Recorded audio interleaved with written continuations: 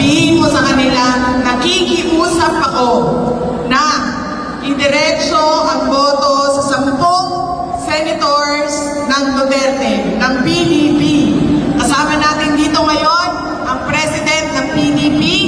Hindi siya tumatakbo, pero ganun din ang pakiusap niya.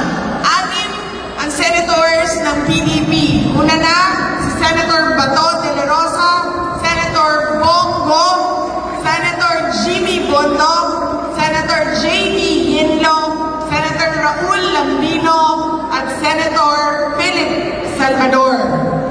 At merong 4 na guest candidates ang PDP. Senator Rodante Marcoleta, Senator Vic Rodriguez, Senator Doc Martes Mata, at si Senator Apollo Kibuloy.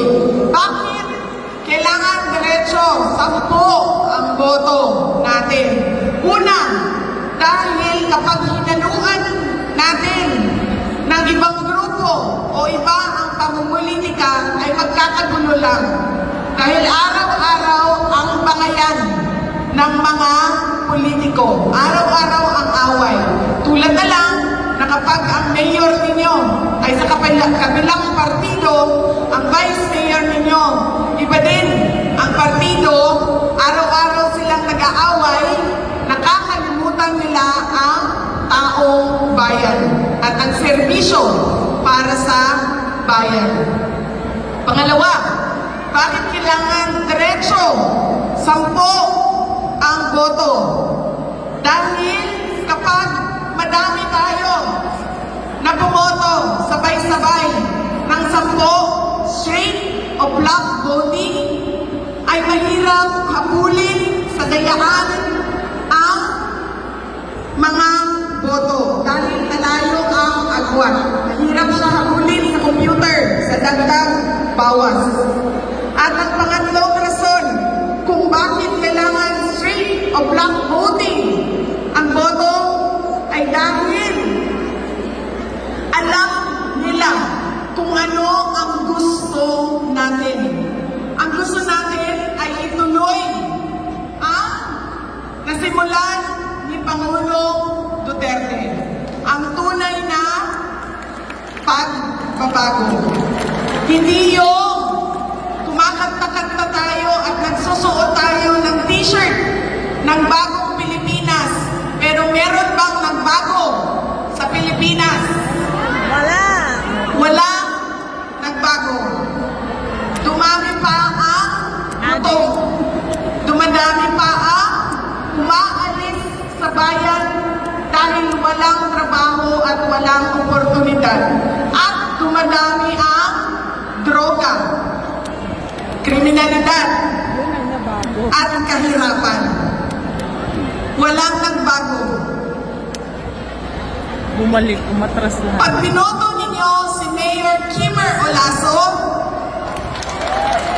ay kailangan iboto ninyo lahat ng kasama niya sa partido. Na isa-isa natin kanina.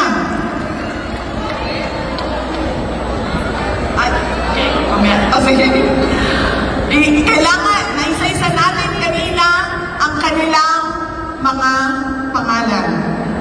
Mga kababayan, ang mga kandidato ng alyansa ng walang bago sa Pilipinas ay mga kandidato na nagsasabi na okay lang magsinungaling, okay lang wag tuparin ang pangako, okay lang na madami ang magutom, at okay lang na nakawin ninyo si dating Pangulong Rodrigo Duterte dito sa ating bayan.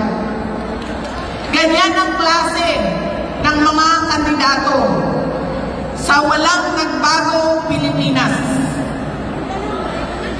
Pipiliin nyo si Kimmer Olaso, iboto nyo na si Ben Climaco, idiretso nyo na sa kanilang Congressman Kaiser Olaso at kay Cap Jerry Totong at sa buong slate ng mga konsihal. Mga kababayan, ang lahat ng ginagawa natin ay para sa Diyos, sa bayan, at sa bawat pamilyang Pilipino. Syukran.